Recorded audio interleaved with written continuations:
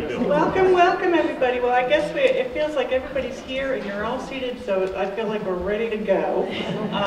So welcome. Good to have you here at the library this evening. I'm Deb Smith. I'm the Executive Director of the library, and it's my pleasure to welcome you here. This lecture is actually the fourth this year that we have. We have a lecture series. And if you don't know about the series, feel free to pick up a card, which is at the back on the table there. Our next lecture will be April 19th, when Jean Entremont will talk about the long life and lingering afterlife of American slavery. So a little bit of a tie-in with tonight's lecture as well, so it might be a nice compliment. I also wanted to let you know about an upcoming lecture. You may have seen this in the elevator. You will also find it on our event page on our website. I'm very excited to announce that on Thursday, March 30th at 7 p.m., we will be co-hosting with the Holocaust Education Foundation of Central Virginia. We will have the podcast creators, Mallory No Payne and Michael Paul Williams. They are from Richmond, and they did a podcast called Memory Wars. And you can listen to that podcast. There's a link on NPR, National Public Radio has the link. You can also find it if you get a podcast on Spotify. You can find that there. It's a very intriguing series. And Mallory No Payne, she had a Fulbright. She went to Germany and she talked with people about how Germans confronted their history of Nazism. And then she has some segments where she also talks about her own history here in Virginia. So a very intriguing evening, and I hope you can all come to that. It is my pleasure to introduce to you Kim Payne. And Kim has been married to his wife Leslie for 48 years, which is wonderful. And they have 5 children and 11 grandchildren. Kim spent his early years in Lynchburg. He grew up in Lexington. He attended Duke University and then the University of Virginia. He served in the U.S. Navy both on active duty and in the reserves, retiring as a commander. His local government service started in Spotsylvania County, Virginia, where he spent 17 years as assistant county administrator and then county administrator. Kim returned to Lynchburg in 2001, and he served as city manager until his retirement in 2016. He now spends his time serving on several area nonprofit boards, teaching, coaching, consulting, gardening, practicing yoga, playing softball in season, reading and learning to fly fish. And all of those things can be interrupted to spend time with his grandchildren. So he's a great grandpa. Thank you. So it's my pleasure to welcome Kimball Payne to speak with us tonight. Thank you. Thanks, Deb.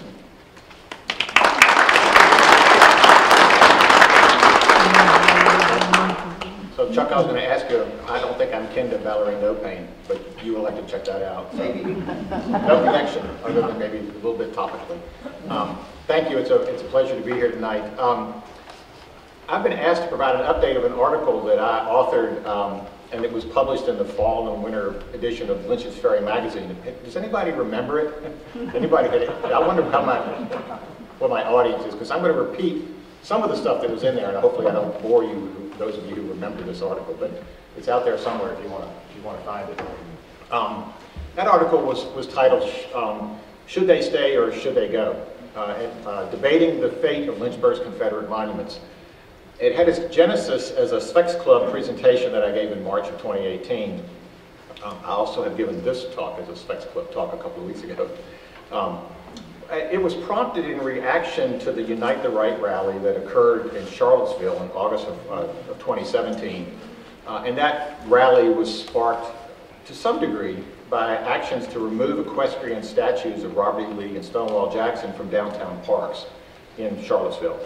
I'll have more to say about the fate of those statues later, but I want to first of all provide a review of the 2018 article, starting as I did then in Lynchburg. In 2002, and then again in 2012, the Jubal Early Monument at the intersection of Memorial and Ford Avenue was hit by a car. The first incident broke the monument into many pieces. and it was ultimately replaced by a replica. So that's not the original monument. The second incident cracked the base of the new monument, forcing the removal of the obelisk until repairs could be made. Ultimately, the monument was moved back about 20 feet and given a little bit more protection. I think they wanted to get it closer to the cash advance sign. That's quite a juxtaposition there. In both instances, the monument was replaced, repaired, and relocated to a safer place, as reported in the news in advance, without fanfare.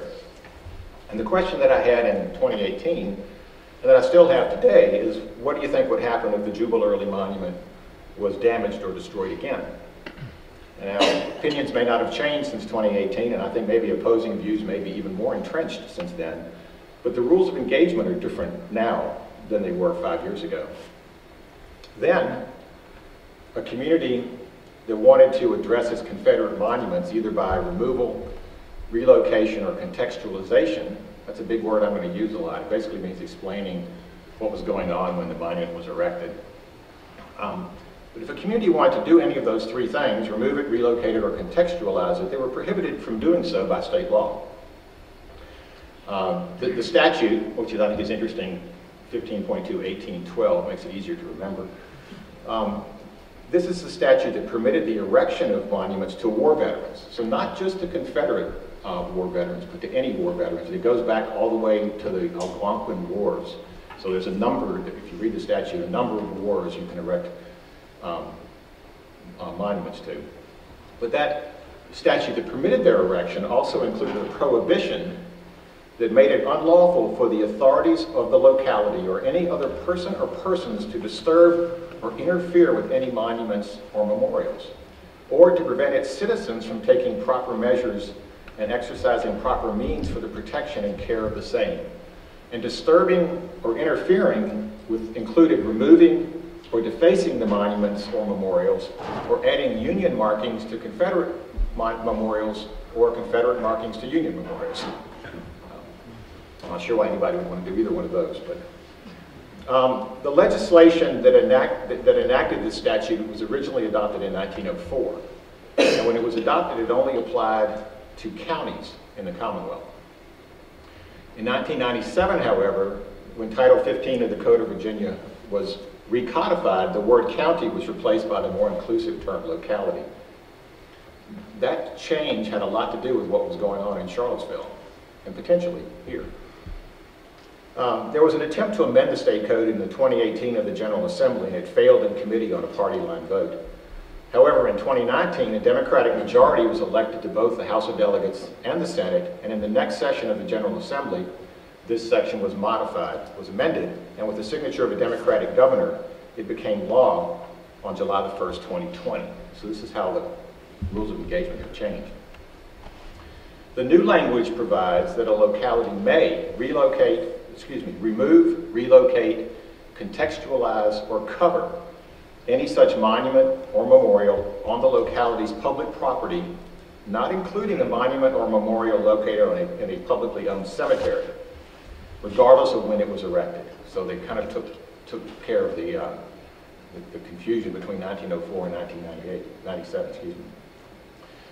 So before doing so, however, the local governing body must publish its intent in the local newspaper and hold a public hearing, at which interested persons may present their views. That's the provisions of subsection B that it refers to here. After the public hearing, the governing body may, but it's not required it may vote on whether to remove, relocate, contextualize, or cover the monument. If it votes to act, before doing so, it must, for a period of 30 days, offer the monument or memorial for relocation and placement in any museum, historical society, government, or military battlefield. So they have to offer it to sell it. Finally, the statute says that the local governing body has the sole authority to determine the disposition of the monument or memorial, and it may appropriate a sufficient sum of money to do so. There's a twist, however. The statute also provides that prior to initiating the requisite public hearing, the locality may petition the circuit court judge for an advisory referendum. on the question of removing, relocating, contextualizing, or covering the monument located on the locality's public property. So, to review, unlike in 2018 and before, localities now have the authority to remove, relocate, contextualize, or cover Confederate monuments or any other monuments to war veterans. And the power to do so rests with the local governing body, so the town or city council or the board of supervisors. Before taking any action, however, the governing body has to hold a public hearing, and it may petition for an advisory referendum. So, now what?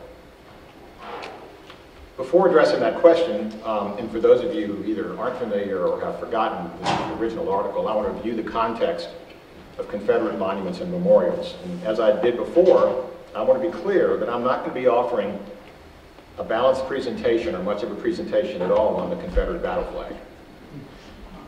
I'm convinced that most public displays of the stars and bars are insulting and intimidating to African Americans and many others, and are more likely to be used as a provocation rather than as a symbol of a treasured heritage.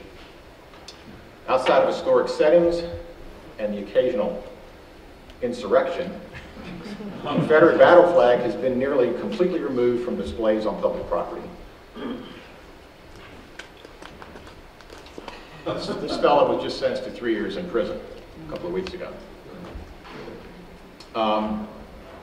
So even in Richmond, and for those of you who may be familiar with Hollywood Cemetery, I was researching another paper. I have relatives whose remains are apparently there from the Battle of Gettysburg, full of Confederate flags. They're gone. They've been removed from Hollywood Cemetery. There have been two tipping point events or periods that have focused public antipathy on the Confederate battle flag and Confederate monuments. The first was the massacre of non-black worshipers in the Emmanuel AME Church in Charleston, South Carolina on June 17, 2015. A pre-massacre photo of the perpetrator, Dylan Roof, holding a gun in a Confederate battle flag produced a strong public reaction, and the flags started coming down at state capitals and in other localities across the South. As I reported in 2018, the state of Mississippi was the lone holdout.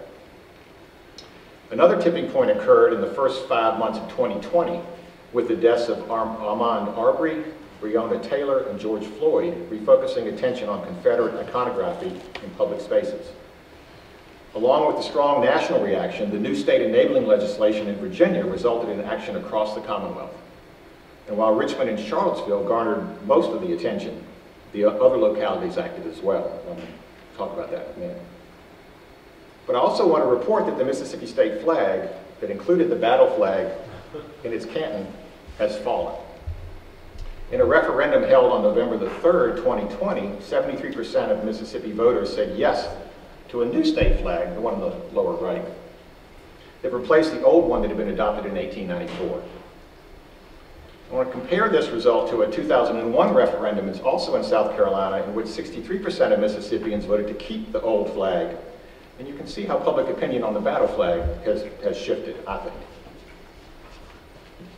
Public opinion is less clear on Confederate monuments. In 2018, I reported on the results of polls conducted in the fall of 2017 that indicated 49% of Virginians favored leaving Confederate statues in place. This compared to a Washington Post poll in which 57% of respondents supported the remain in place option. In updating this presentation, I found 3 more recent polls that indicated public opinion has not changed much.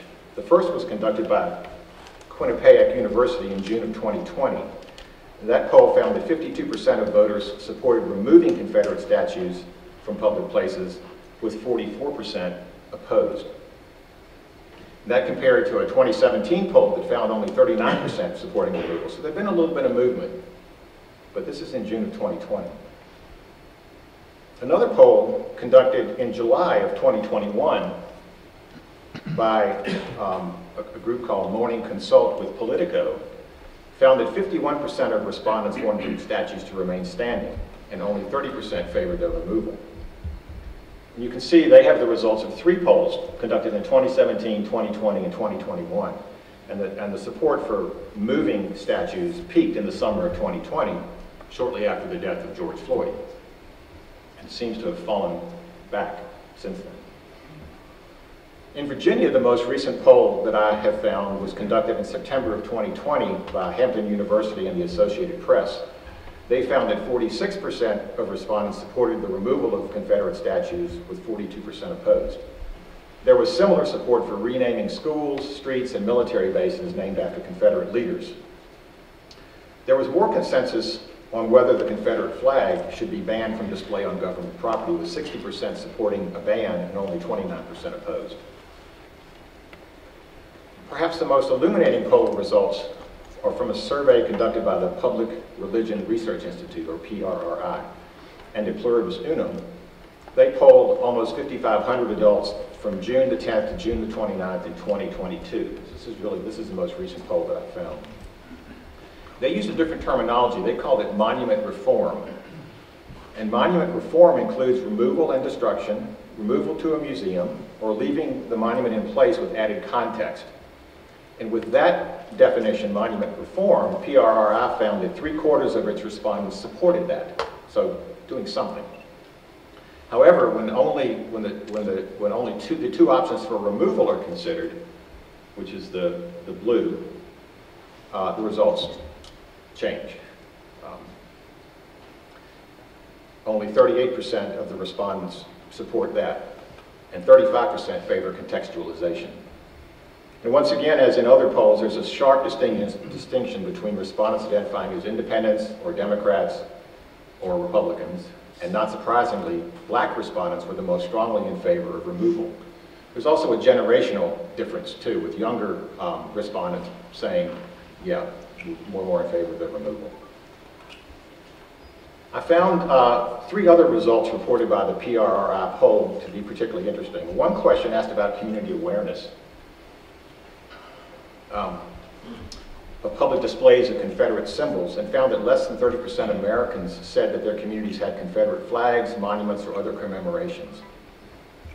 Less than 50% of Southerners had similar awareness, with black Southerners significantly more likely to be aware of Confederate symbols in their communities.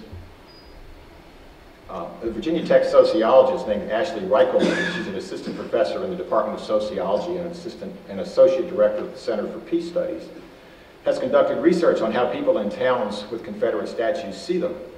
And she found, and this is a quote, that the wide majority of people have almost no interaction with these statues throughout their lifetime. She said, to most people, the statues in their towns are part of the landscape, ingrained, unchanging, and barely seen. She says they're mostly looked at by tourists who come to the community. She also says, however, that all statues are political, and she acknowledges that strong emotions come out when there are proposals to remove these symbols.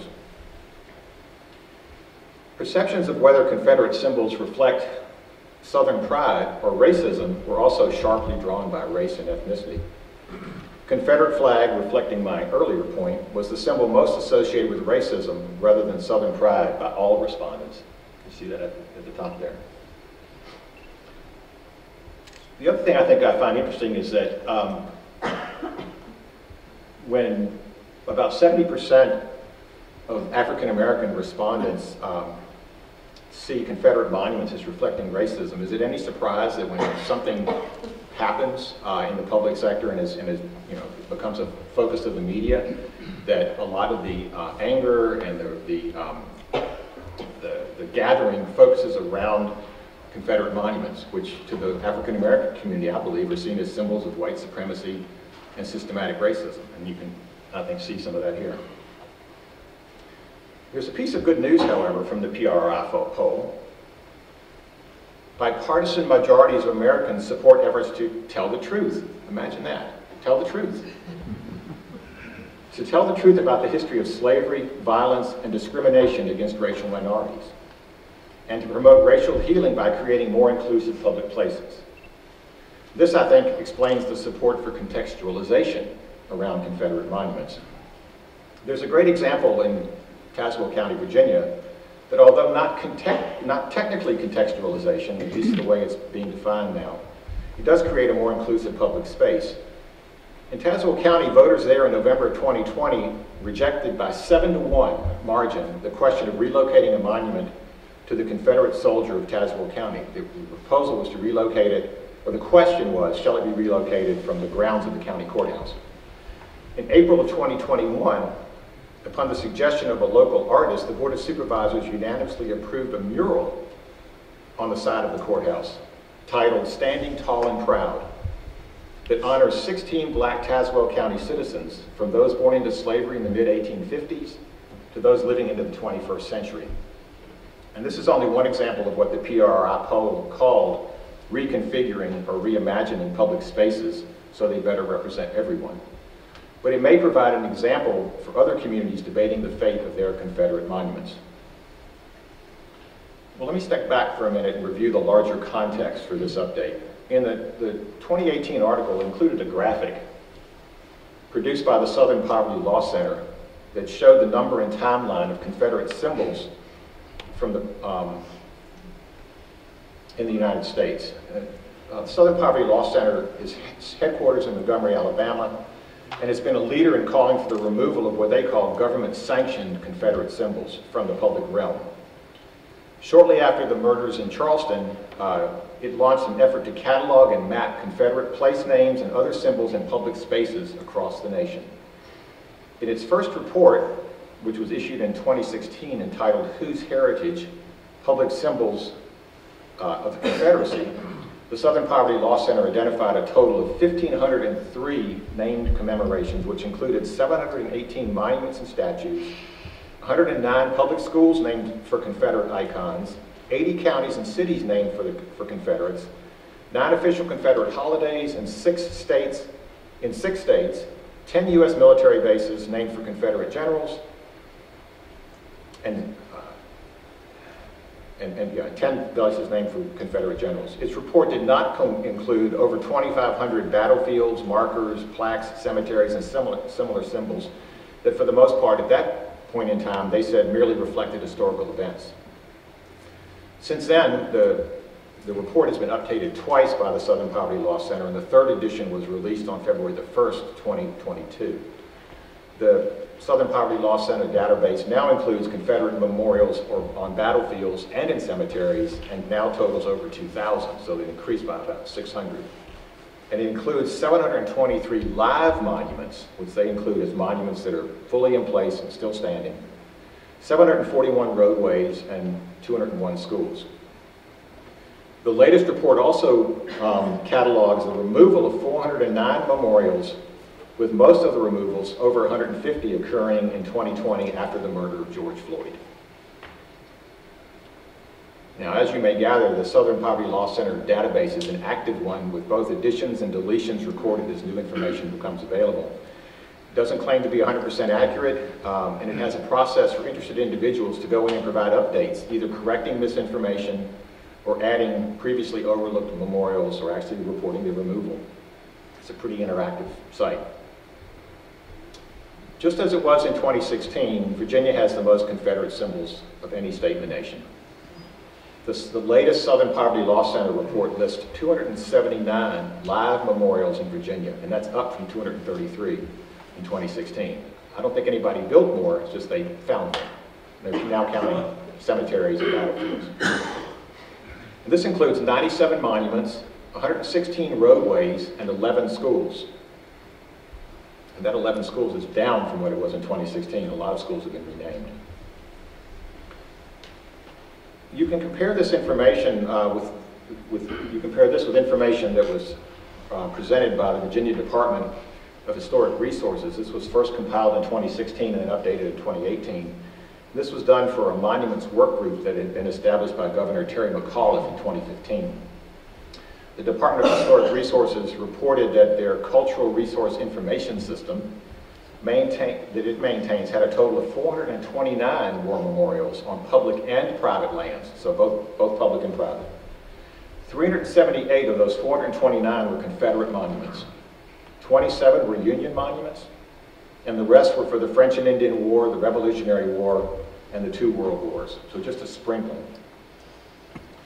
This presentation also said that of the 127 jurisdictions in the Commonwealth, 98 of them, or 77%, had Confederate monuments. Now, these monuments aren't ordinarily eligible for listing in the Virginia Landmarks Register or the National Register of Historic Places, but many of them are located in a registered historic district, typically at the county courthouse. The Southern Poverty Law Center website has some pretty good mapping resources, and this is their map of Virginia. It shows a pretty even distribution of Confederate monuments across the Commonwealth. The green dots are still active, the dark green dots. Kind of hard to tell with those colors. This is almost at every county courthouse across the state. You can see the county boundaries here. And of course, a cluster in Richmond, a cluster up near Washington. I was able to compile a list of Virginia counties or former counties that do not have Confederate monuments. So it's not every county that has one, and that list includes Campbell County. And I've asked several people who are familiar with Campbell County, where's the monument in Campbell County? And apparently there's not one. Here. It was here. It's here in Lynchburg. We were part of Campbell County. Lynchburg was part of Campbell County. In 1900? I don't know. No, I think Lynchburg was a city by then. It's on private property, it's just erected in the last couple of years. Okay, well, so that's why it's not going to show up in this database, because this is mostly this is public property. But anyway, one of the complexities of this is that you have to understand this whole concept of city-county separation in Virginia. That cities are separate; they're not parts of counties.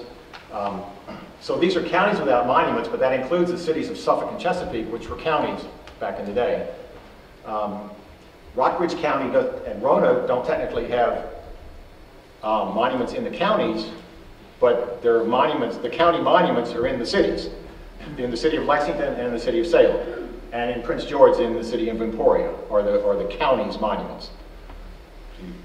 Again, I did a whole talk on that years ago, so that's not telling. All right, so what about Lynchburg? The Southern Poverty Law Center database identifies 3 live memorials in the city. The Confederate monument in front of the historic courthouse, the Jubal Early Monument, and Early Street. It also includes 1 removed monument, the one to George Morgan Jones, which stood on the campus of Randolph College. The database does not include the 2nd Virginia Cavalry Monument in Miller Park, the John Warwick Daniels statue on Park Avenue, monuments to the Confederate dead in Old City Cemetery, the packet boat the packet boat Marshall in Riverside Park. I don't have a picture of that.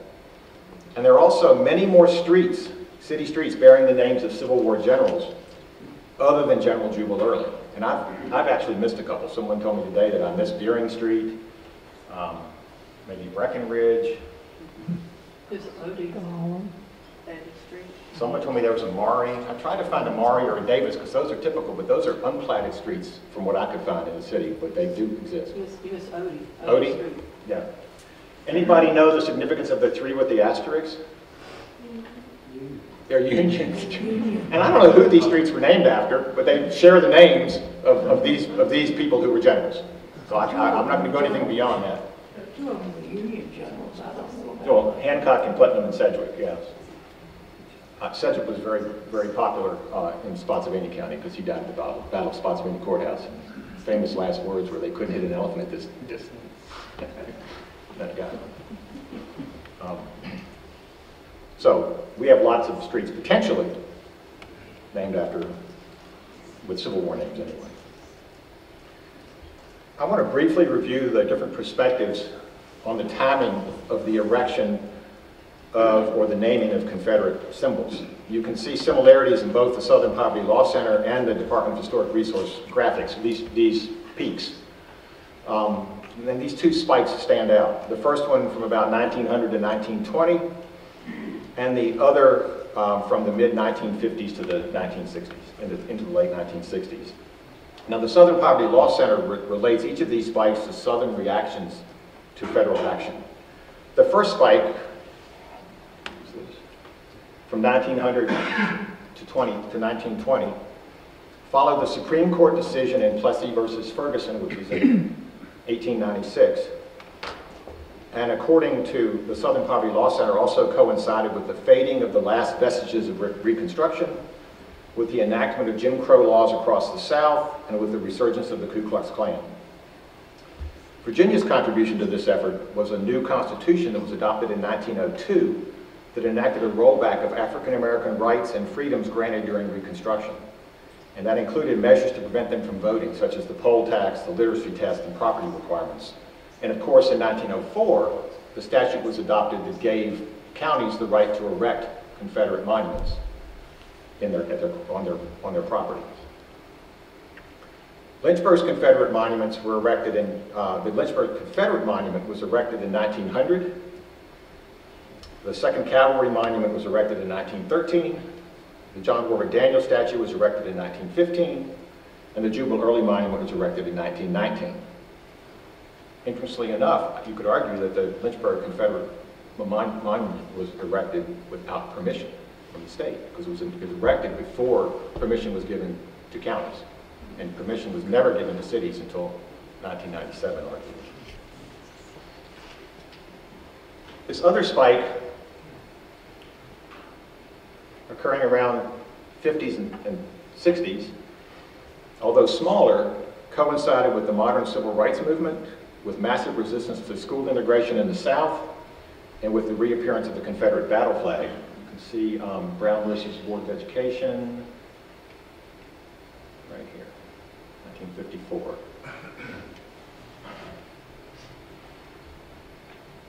And this was a time when some southern states incorporated the battle flag into their state flag, and when many schools were named after Confederate heroes. Now, the Southern Poverty Law Centers and other commentators see both of these spikes in the designation of Confederate symbols as intentional messages from the ruling white power structure to African Americans in the South, that despite the adoption of the 14th Amendment providing equal protection and the 15th Amendment providing for black suffrage, and despite the ruling in Brown versus the Board of Education that the white power structure was still the ruling force in southern communities, and the black population would be kept firmly in its proper and subordinate place. Interpreting history is never that simple, however. There were other societal influences in play that probably had something to do with when Confederate memorials were erected.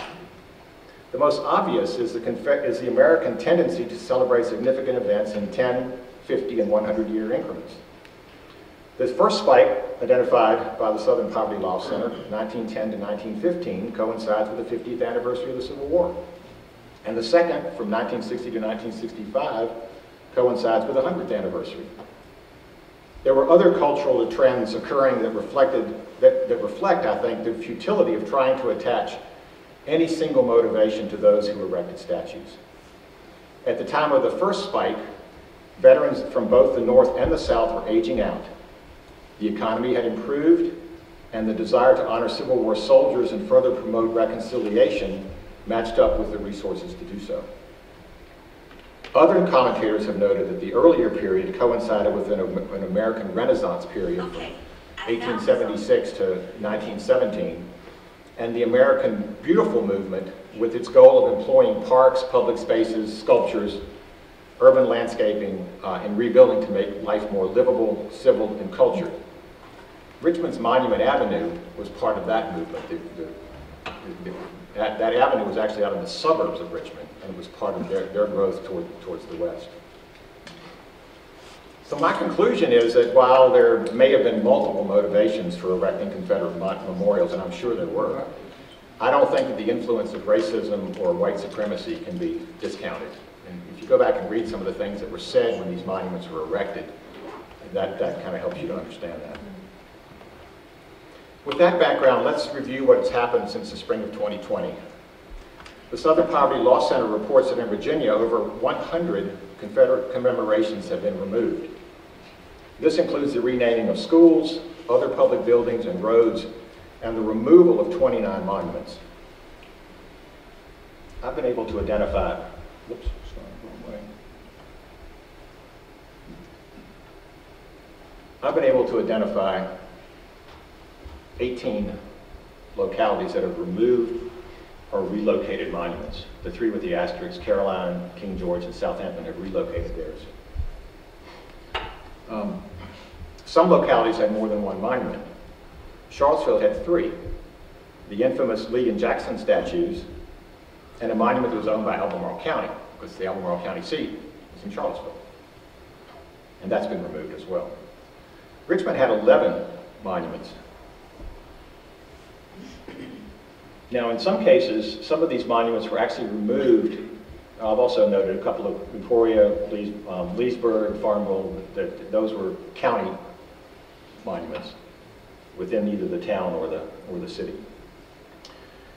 In some cases, such as in Farmville, the statues were removed before the statute actually came into effect on July the 1st, 2020. In Farmville, the town council declared a public emergency. They said they thought it was dangerous for the statues to remain standing, the statue to remain standing. And so their statue, the statue to the defenders of state sovereignty, it wasn't on the courthouse green, but it was in a prominent street fronting Longwood University, and they removed it for public safety reasons. It's been stored until the town council can decide what to do with it. And the last thing I have found is that in May of 2021, the Farmville Herald reported that the town was studying the cost of relocating the statue to the Confederate cemetery, which is in the northern part of Farmville. There have been 9 advisory referenda, 6 in November of 2020 and 3 in November of 2021. They took place in rural counties, most of them with small minority populations. Charles City County is the exception. Has about a 45% African American population. All of these overwhelmingly supported leaving the monuments in place. In most cases, the question was whether the statue should be removed from the courthouse green, and the no vote ranged from 55% in Charles City County to 87% in Tazewell County. Lunenburg County's referendum took a little bit different approach, and it asked if the monument honoring the memory of Lunenburg soldiers and women during the Civil War should remain on the courthouse green, and it garnered a 71% yes vote. There was an article in November of 2021 by a reporter, Luke Weir, that appeared in both the Roanoke Times and the Richmond Times-Dispatch that included a commentary on these referenda by a University of Virginia law professor named Richard Schrager, who's written a number of articles about the legality of moving war memorials. And Schrager said, it's interesting that these things got on the ballot in the first place. Adding the city councils or county supervisors can elect on their own to move the monuments. Remember, the advisory referenda is only, it's allowed, it's enabled, but it's not required. He said they can do a referendum, but they don't have to. If they're concerned about taking a difficult political stance, local officials might resort to the referendum process, because then it takes it out of their hands. Well, it doesn't, it's just an advisory referendum. And he says that may be politically attractive nevertheless. Schrader said if they're concerned about a no vote and they favor removal, then they probably do well to keep it within the council or the supervisors. Schrager also expressed the opinion that recent votes against monument movements may indicate the preferences of Virginians in rural and typically Republican voting precincts, but not necessarily everywhere else, he said. He says, these referenda struck me as a kind of a political statement, in part because these counties likely did not have a big push for removal in the first place. He said, in jurisdictions where there's a kind of a clear majority favoring removal, I think that the city council would act anyway, maybe without the need for a referendum. In one community, these are the results. I'm not going to go through them, but you can just see the results pretty strong, and lots of turnout. I'm going to talk about Matthews County in particular. 20% yes, 80% no. This is a county that has a population of 8,600 people. And look at how many voted. It's about 8% black. Over 4,700 residents voted in their referendum, with over 80% saying no. During the unrest of the summer of 2020, pro-Confederacy groups started decorating the area around the county's, it's a soldiers and sailors monument. They started decorating with flags, and they sporadically sent armed guards to protect it. Remember, the old legislation said that you couldn't prevent citizens from protecting the monuments. In the 2021 election, as I've mentioned, the referendum was included. There was also, with 80% voting no, don't move it. It also brought a new majority into power on the Board of Supervisors.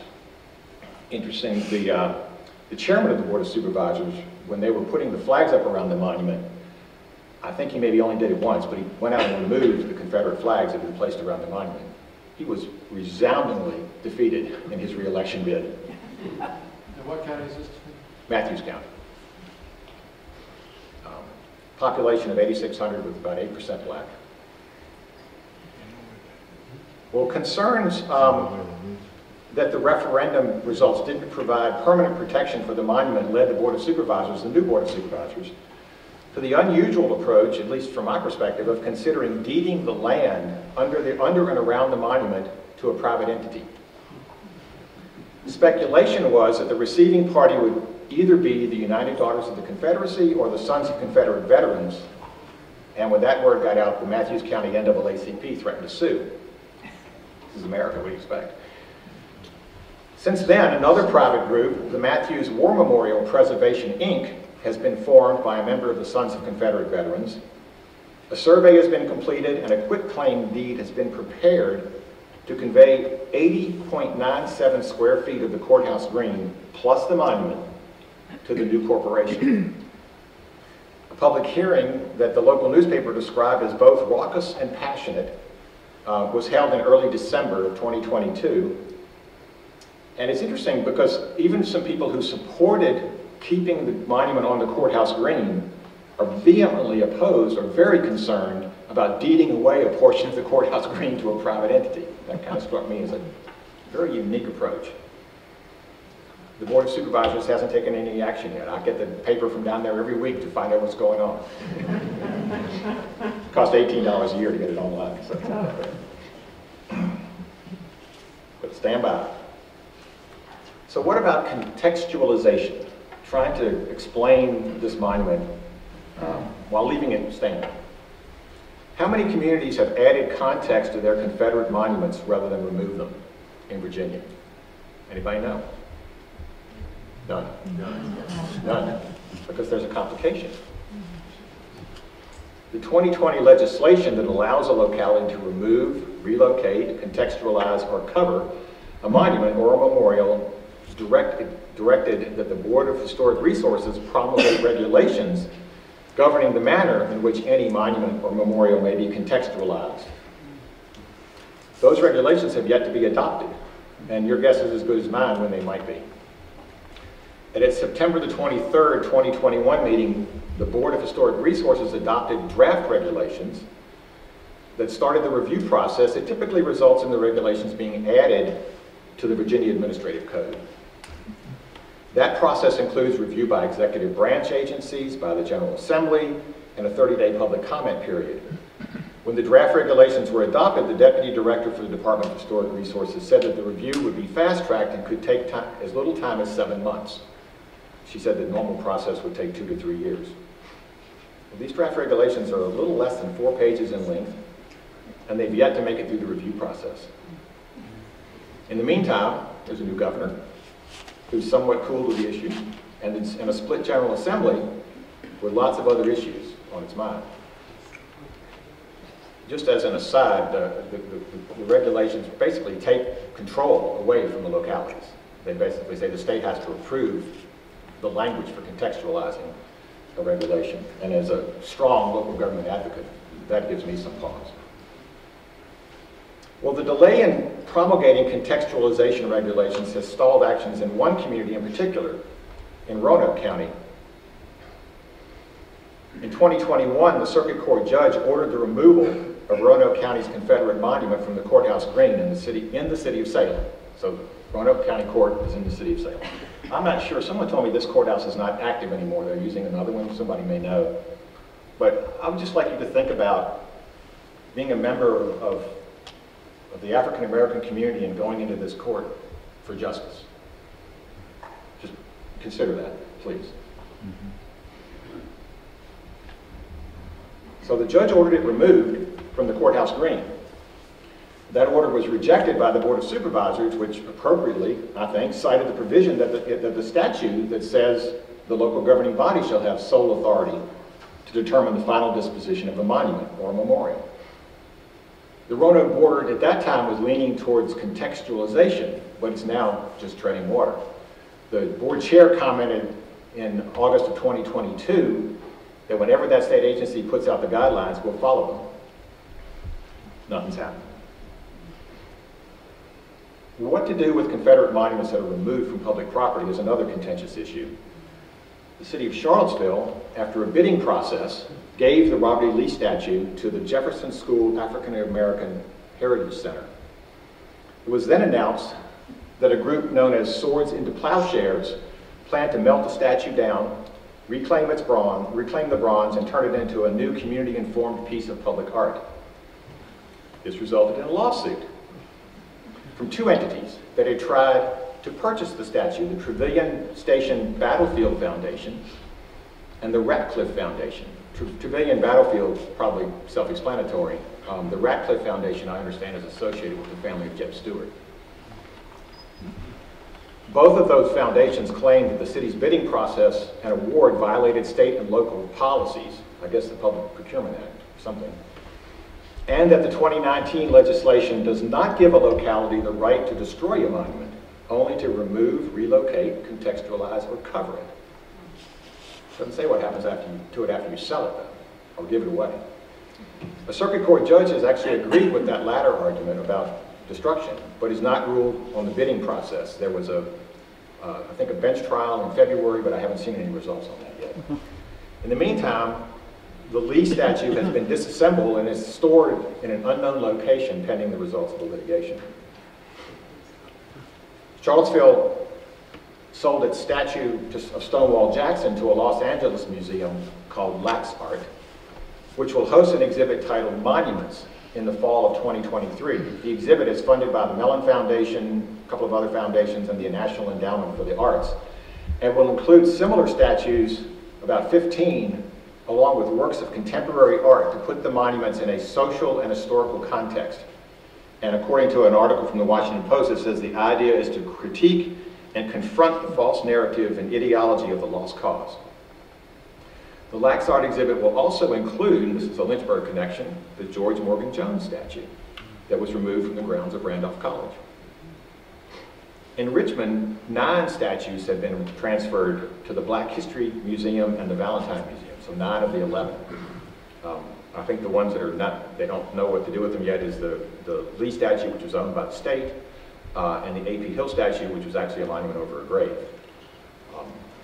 Interestingly enough, also, when all this was going down, the mayor of Crewe, the little town of Crewe, cheap gasoline if anybody goes through there, the mayor of Crewe offered to take the Richmond statues, and about 2 weeks later, it was no longer the mayor. I'm not sure if there's a connection or not, but he ended up resigning fairly quickly. So the 9 statues that have been transferred to the Black History Museum and the Valentine Museum, 4 or 5 of them are going to be loaned to Lax Art for its exhibit. One of the statues that is going to Los Angeles is already on display in the Valentine Museum.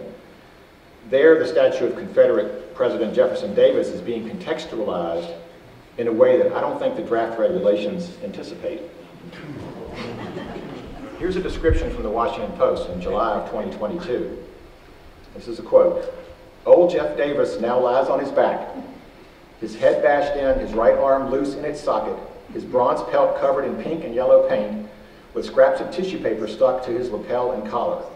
The official label for the statue is telling, quote, Jefferson Davis statue, 1907 bronze with 2020 paint and tissue, unquote. And they end the Washington Post quote, thus the paint and tissue paper are interpreted not as damage, but as historical accretions to an object that continues to evolve.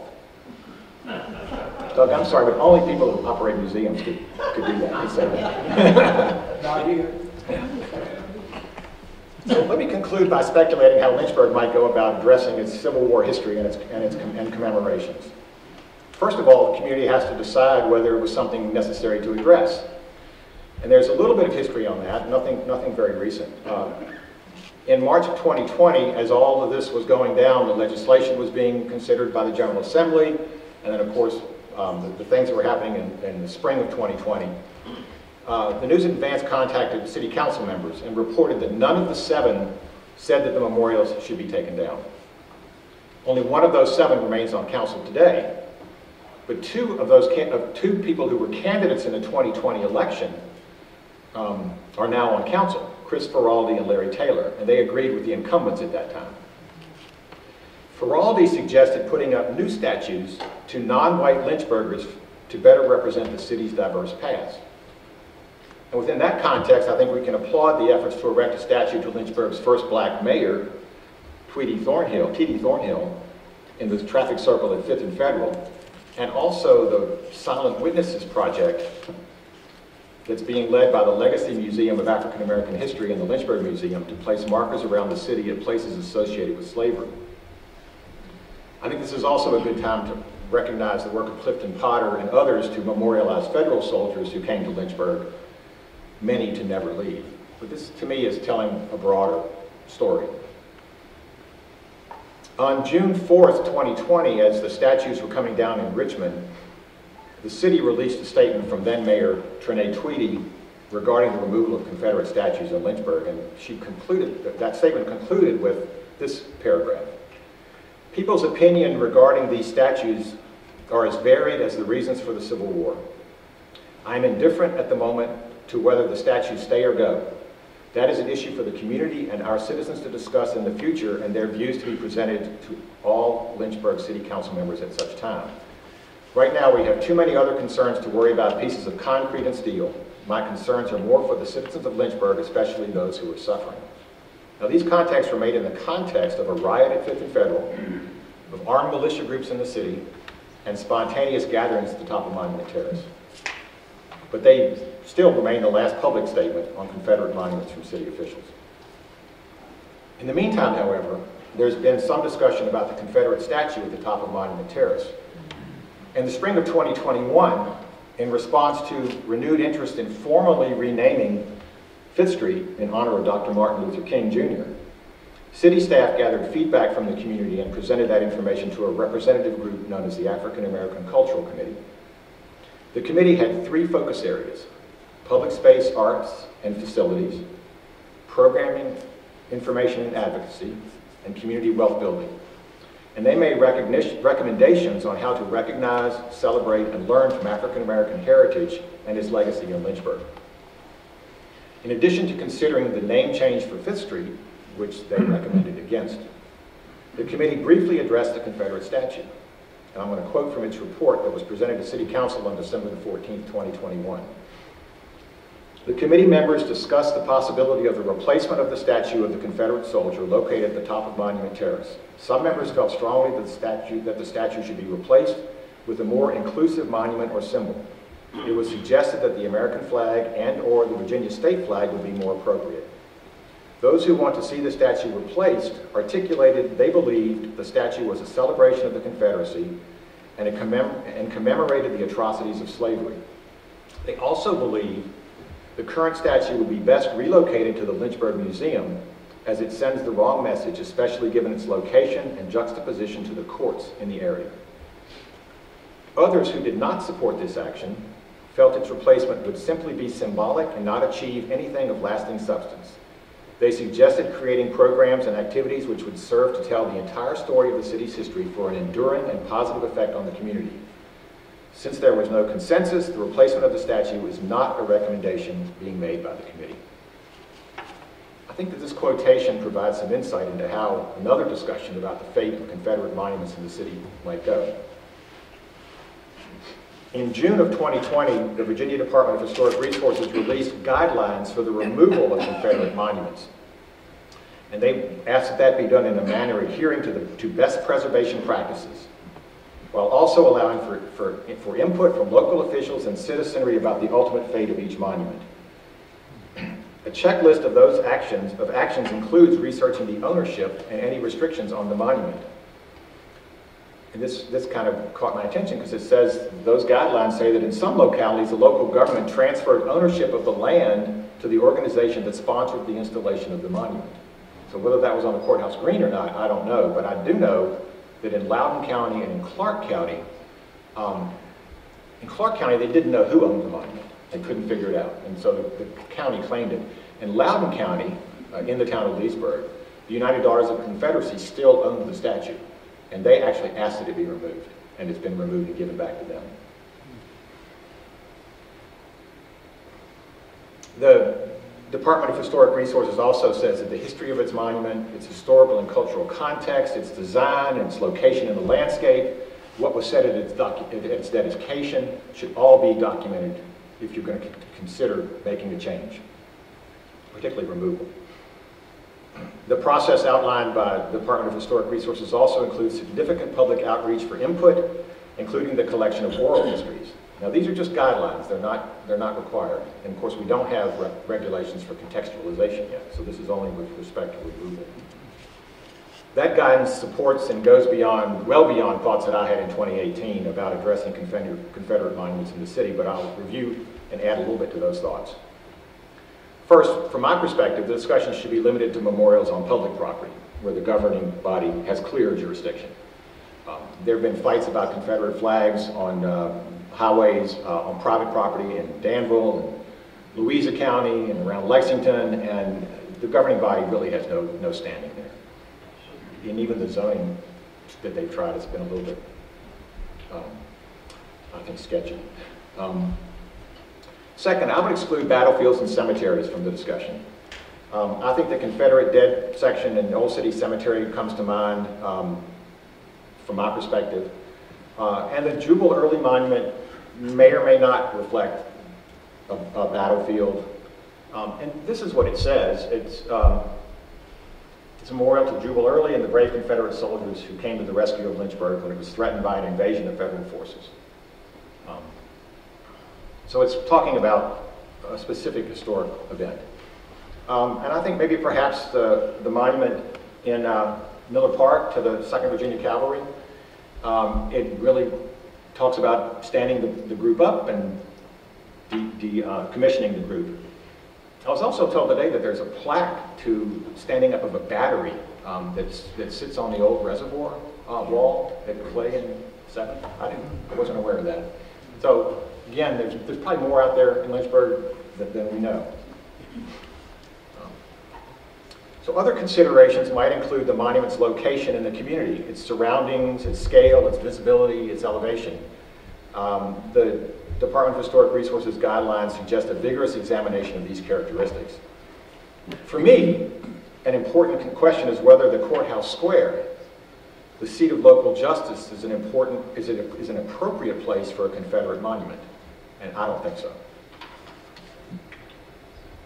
Now, I'm going to quibble a little bit, though, because I believe that the Confederate statue at the top of Monument Terrace is less offensive, at least to me, for two reasons. The building that it sits in front of is no longer an active courthouse, but is the City Museum. And the Confederate monument is now a part of a larger collection of monuments and memorials that honor Lynchburg's soldiers and sailors who served and sacrificed in every conflict since the Civil War. Now, another consideration, I think, is what is actually inscribed on the monument, what it says. Does this inscription celebrate the lost cause? Or, as it seems to be the case in Lynchburg, is it more benign, speaking to universal values of courage, honor, and valor? This says to commemorate the heroism of our Confederate soldiers. Very simple.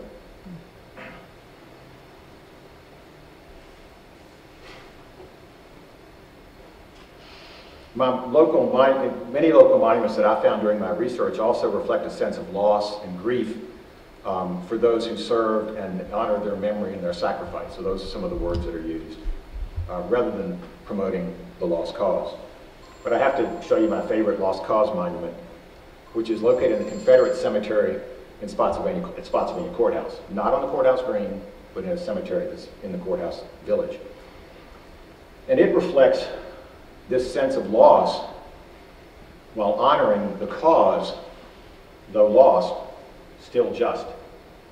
We have gathered the sacred dust of warriors tried and true who bore the flag of our nation's trust and fell in the cause, though lost, still just, and died for me and you. the bodies of Confederate soldiers were all over Spotsylvania County after 4 engagements, and they were gathered together and the remains brought to this museum at the cemetery at the courthouse, and then this statue was erected around or in the middle of all those graves. Now, this may seem like a rationalization to some, but I think there's a difference between monuments to generals and politicians and those to the common soldier or sailor who fights the politician's wars. I'm sure there's veterans in this room, and veterans know that in the heat of conflict, you're not fighting so much for political ideals, whether they be right or wrong, as you are for the comrade who's next to you, either in the trench or in the formation. And so I think, to me, I'm a little more comfortable with honoring valor, courage, those sort of things. And I'm certainly not comfortable honoring the lost cause. Having that outlook, however, the monument to John Warwick Daniels would be more problematic than the statue at the top of Monument Terrace. And statues to Confederate generals and to the President of the Confederacy in communities which they never even had anything to do with, I think also bear greater scrutiny. So where I'm ending up, in Lynchburg at least, is on the side of contextualization. If any monument needs contextualization, it's the John Warwick Daniels statue. I don't think anybody has any idea about that man, what he stood for, what the monument's up there for, what he stood for, good and bad. And I think it would do everybody a service to kind of explain that. And I think that providing a fuller, more inclusive history would be better for the community to move forward. Finally, I want to repeat what I said in 2018. I think it's important for any community exploring what to do with its Confederate monuments, accept certain facts as a basis for the discussion. Foremost in my mind is there should be an acknowledgement of the sad history of black-white relations in this country and the oppressive conditions under which African Americans have labored. This goes back to our founding as a nation. Progress has been slow and painful, and there's still much room for improvement. Giving that community a voice, the African American community, listening to it and trying to understand its perspective seems to me essential in any discussion about what to do with these monuments. It would be helpful to the discussion if the participants accepted that this is not going to be an easy or a painless process. It is complex and nuanced and subject to variance and conflicting perspectives, all of which may have some validity. Proponents on either side are not evil, racist, communist, or just plain ignorant. There should be a willingness to accept that advocates for keeping the monuments in place are not necessarily white supremacists and may offer a valid historical perspective. On the other hand, those suggesting that the monuments should be removed or reinterpreted are not cultural Marxists, and I can give you that quote if you want. They're not cultural Marxists intent on destroying Western civilization. And that's the sort of rhetoric that gets thrown around in these discussions. From my perspective, as long as the participants don't make openly hateful or destructive statements or act them out, they should be listened to. In my 2018 article, I suggested that something like the peace and reconciliation process followed in South Africa might be helpful. My understanding is that that process, while truthfully exploring past shortcomings, focused less on assigning blame and seeking retribution, but more on moving forward as a community for the benefit of all. I was pleased to find similar sentiments in the guidelines on monument removal from the Department of Historic Resources.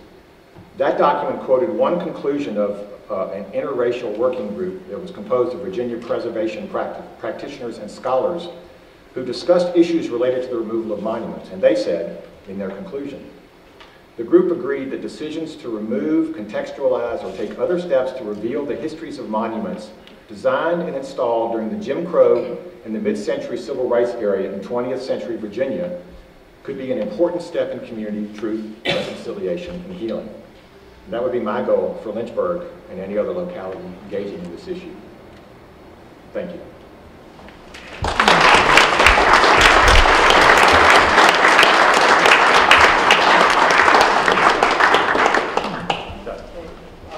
Kim, I just remembered that marker up at the old reservoir. It's to Latham's Battery, and I think it says here stood the gun house for that particular battery. So that's Latham is what's up there, okay. That small black dot. And as I'm sitting here, we also have Virginia historical markers that commemorate the defenses of Lynchburg. So there's lots more out there. Certainly none of it's in the Southern Poverty Law Center database. And some of it, again, most of us, I don't think, we drive by and we don't think about them. We don't see them. Yes, ma'am. Just a point of clarification, that is not the stars and bars, Oh, I understand. I called it Confederate battle flag. but you did say the stars and bars.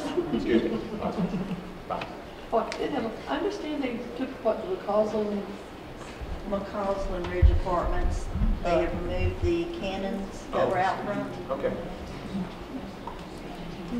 Speaking of cannons, there was an article in the, I think, the Virginia Pilot in the last couple of days about a cannon that sits on a main road in Hampton. Apparently it's a Civil War era cannon, and they're going to remove it, but they've offered it for sale. So if anybody's interested. Okay. Go ahead, Mr. Ken. Ken, it seemed like to me that that last slide you had up before this talked about the cause still just. And to me, that was a burning problem that caused a lot of the changes.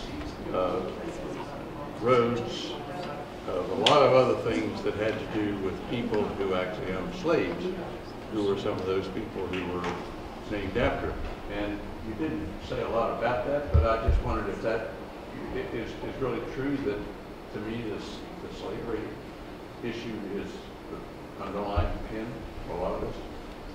Well, I think the slavery issue is definitely there, but if you're an advocate of the lost cause, then your argument is that slavery was not the cause of the Civil War. That there was a different cause. That the cause was the southern states felt that they had a right to secede, and President Lincoln thought otherwise. Now, if you read the Articles of Succession, it's really clear that they're talking about slavery. I mean, it's total. You can't miss it. Oh, yeah, so the markers, you brought that up just now. They're a part of this whole Well, discussion as how far do well. you go? I don't know how far Yeah, you go. I mean, you don't know. Nobody Southern knows. Poverty Law Center, which has been leading the charge on this, found 3 memorials in Lynchburg. Well, we know there's many, many more. And I suspect there are in many, many communities. But as far as a local and a state, that's something local and people here would do. I mean, it doesn't matter. Again, the statute says that monuments to war veterans. Now, are these monuments to war veterans? I would argue, frankly, that the statues to Robert E. Lee and Stonewall Jackson in Charlottesville were not monuments to war veterans. Those 2 guys were war veterans, but they were monuments not to war veterans in general. And so there's an argument that the lawyers, they probably made it, but that those statues, first of all, were put up before they were allowed, and they're not war monuments, and so the city could do whatever they wanted with them. But, yes, sir.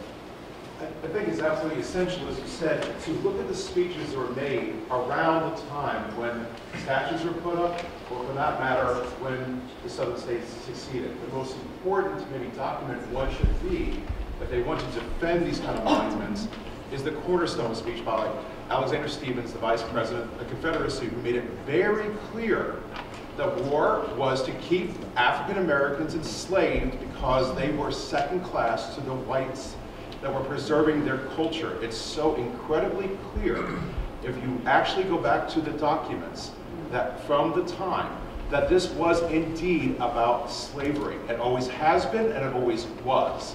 And for people who want to say what other causes, you're giving too much credit, or you're trying to be too nice to the other side. This war was about slavery because the people who fought it said it was about slavery. Well, that's all true. I think the more I read about history, the more I understand that one thing doesn't cause everything. Lots of things cause everything, and it's complicated. And I don't disagree with you at all, but that's what they said. If you want to, my previous article talked about the things that were said when the Confederate statue was dedicated here in Lynchburg. They were lost cause speeches. That the Confederacy was right and just, and that it just goes through all the tenets. There's 6. They're in my paper. They're in the original document. Those tenets of the lost cause are very much something that people are concerned about. Yes, sir. Thank you. A couple of points. And Churchill wrote in his history of the English-speaking people, it is the primary right of men to die and kill for the land they live in. And I think you need to separate secession from the war itself. General Lee did not fight for slavery. That's a flat-out lie. In his resignation, he said, I hope never to draw my sword again, except in defense of Virginia. And these soldiers went to war in defense of their land. And it is a fundamental right, as Churchill said. Separate the two, secession and the war. Again, it's a complex issue. There's a great book about how Lee was a traitor to his oath of office to defend the Constitution. Whether or not you think the Constitution supported succession depends on whether you think that Robert E. Lee was a traitor. I grew up in Lexington. Robert E. Lee was a patron saint.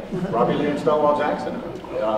I've struggled with this mightily, but it's just not. It's not yes or no.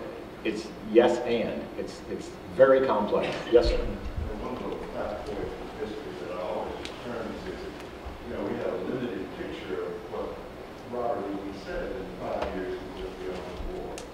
But in a letter, he was asked, about monuments and so forth. He said, I think you've had an idea. We're trying to get away from this conflict, which frankly was the darkest 4.5 years of this region's history. I think we should strongly consider whether we want to, continue this argument into the future. And I wish you listened. Well, Lee was asked that question in 1866. And he basically said, I think we'll really upset the federal occupation forces if we start erecting monuments right now. And then he was asked later if he would support erecting monuments on the Gettysburg battlefield, and his response was, I think the place ought to just be obliterated. Of course, he got whooped there, but so I don't think we can really say, in that period between 1865 and 1870, where Lee would have ended up later on. I don't know. Yes, ma'am. In the original document that you showed earlier in your talk about cities and counties could not do such and such, but then it was changed. Well, that first document, one of the things was you couldn't cover them up. That's right. Destroy them or whatever. Couldn't deface I them. bet 40 to 50 years ago, Lynchburg covered, well, probably one of the most interesting Confederate monuments we would have. It's in City Hall, Old City Hall. They had to do that because it was a mural and could not be taken down short of destroying the wall. So that was probably, if it's the same thing we're thinking about, that was a mural that was painted by a WPA artist in the 30s. No, it was painted by Skatesbrook Land. Okay, so we're talking, is there two different ones, Doug? No, just one in City Hall. In what we now call, at least I'm known as, the Monument Terrace building, which was Old City Hall, then was a courthouse for a while. When this happened, I was city manager, so it wasn't 30 years ago. So 30 years ago. Yeah, it was. Well, anyway, I always thought that was this is a work of art that belongs in a museum. Yeah, it's covered right now. And it's covered, and yet it would be the one that the black population of Lynchburg should be knowledgeable of and speaking about if they don't like it, or if they do think it's worthy of keeping and showing. Anything else? Yes, sir. I know it's complicated, but I can't resist saying at least one thing. Ask yourself, when was this Emancipation Proclamation? Okay, January 1, 1863. When did West Virginia become admitted as a state in the United States? 1863. Were they a slave state? Yes. It's that simple. It's more complicated than... Oh, it's incredibly complicated. I mean, you can read about what Lincoln's attitude towards blacks was. He was a man of his age, but he was also trying to fight to preserve the Union. And I think whatever the reasons for that, again, it's complicated. The question I think today is, how do these monuments and memorials stand in our modern community, and what sensitivities do we have, and do we want to do anything with them, and if we do, what might that be? And I don't hear right now, at least, any movement. I think the next time there's a horrible event that is all over the media, interest will rise again, and who knows what will happen then. Hopefully that event won't occur. Thank you.